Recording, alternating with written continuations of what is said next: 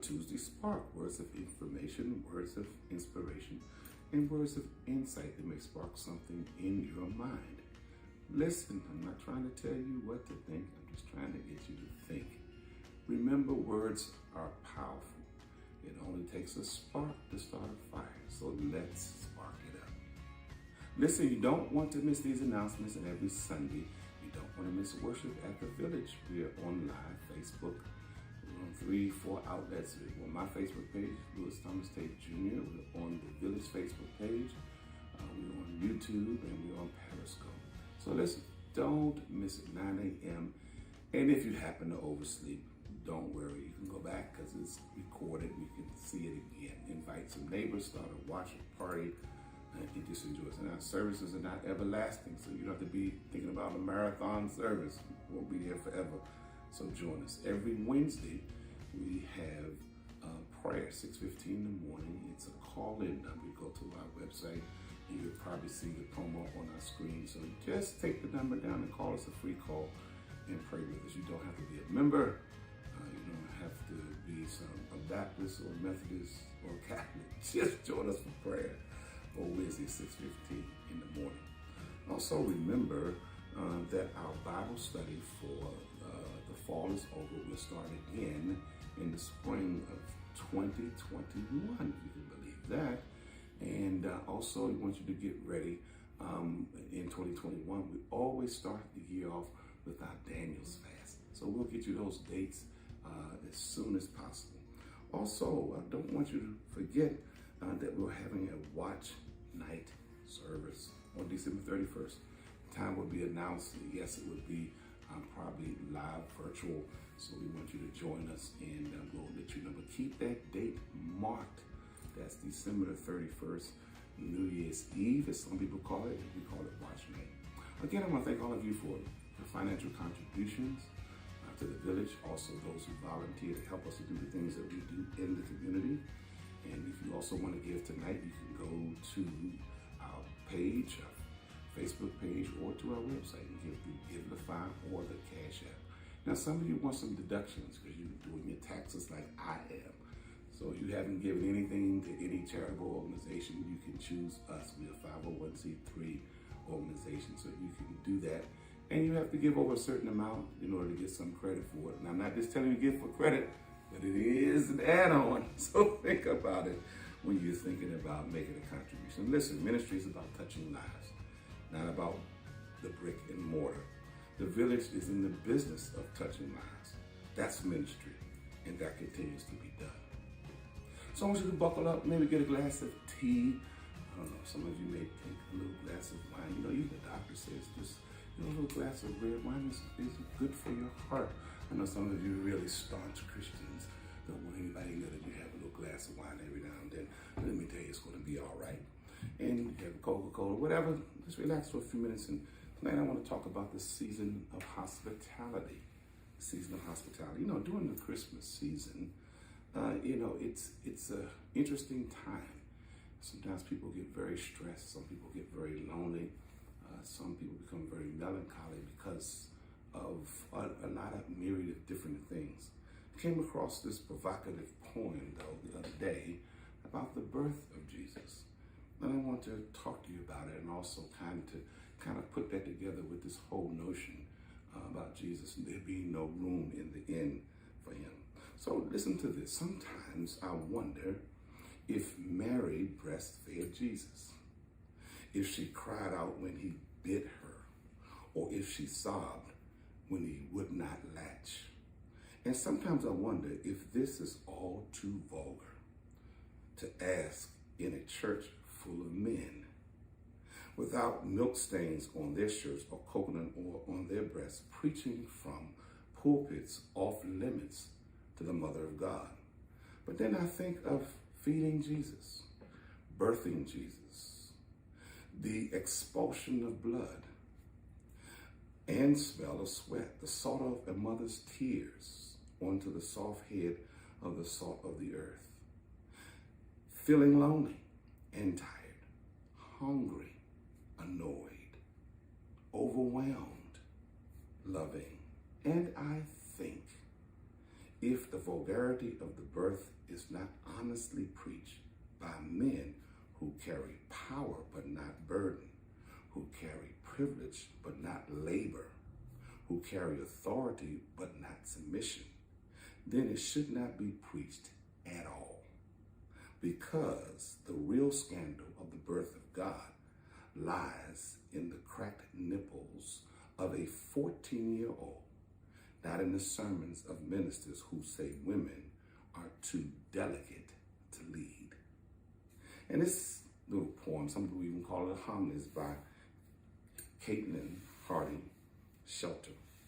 Very provocative poem, and I think it's just wonderful to think about how in many of our churches, women have been relegated as second-class citizens, while we never talk about the magnificence of Jesus' mother, the one who carried this Emmanuel, this God with us. And we also, she's the carrier of the word.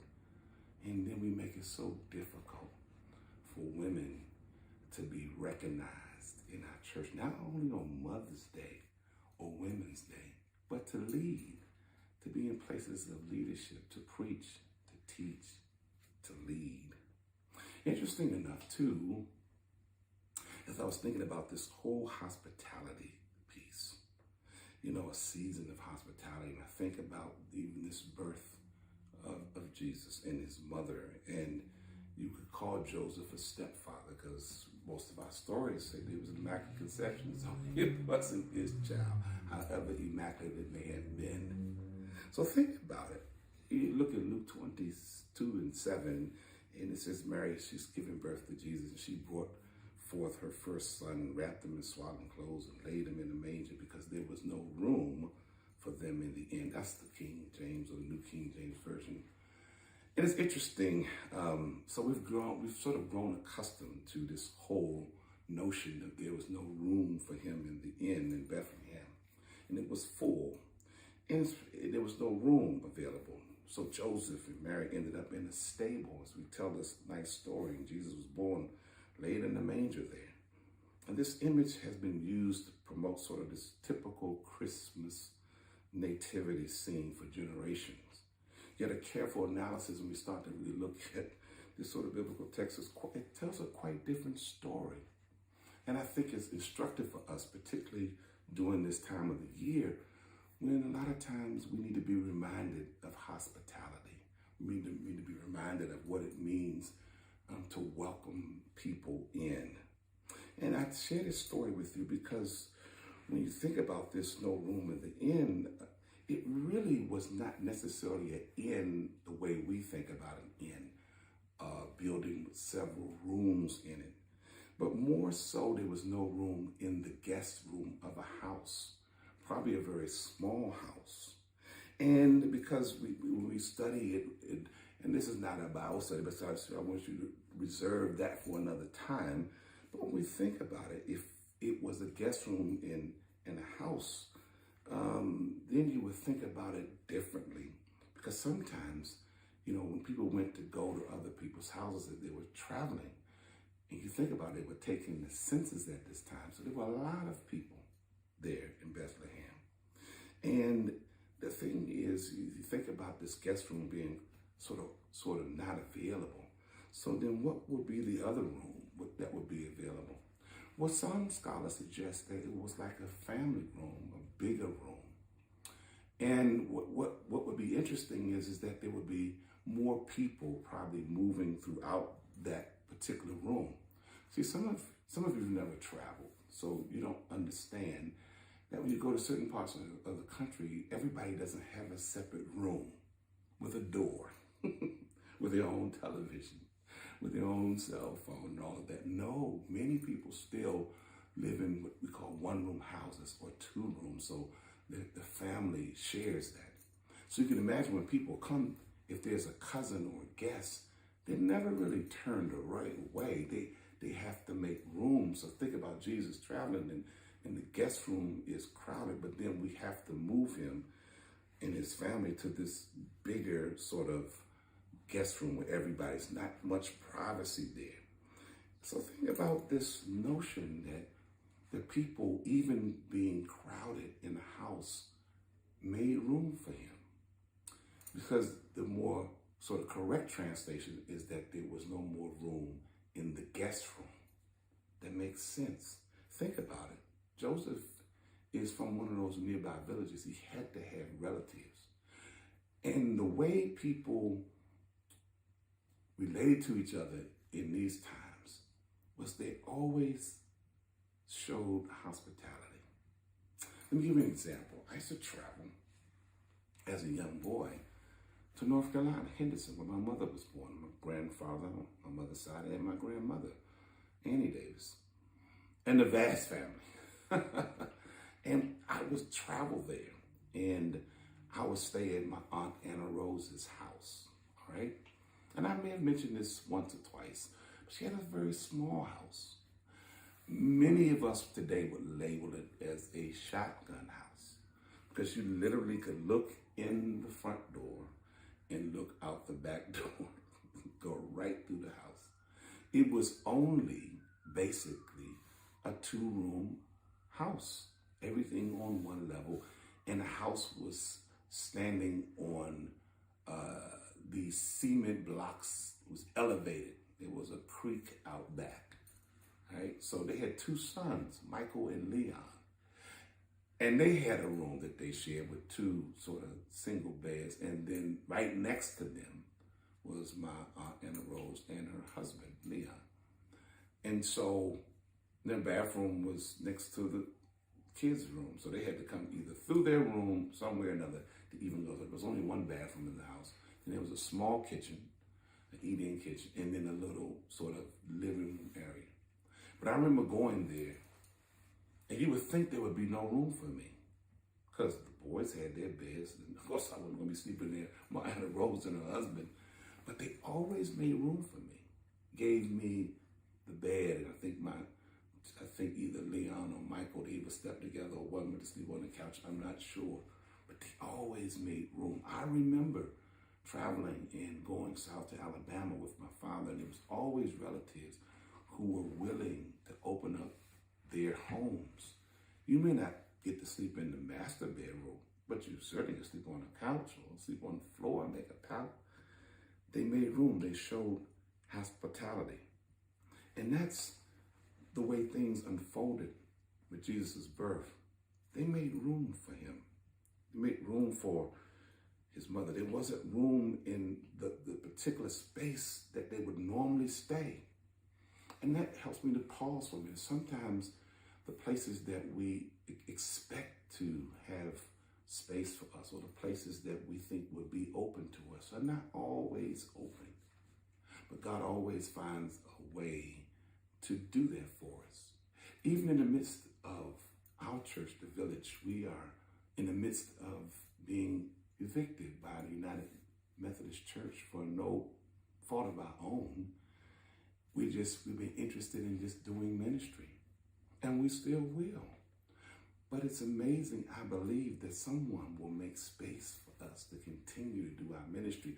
And even while I talk about our being eviction and the village being evicted, I'm also talking about the millions of people who are not like our church. They're individuals who will be evicted because the protections are being taken away.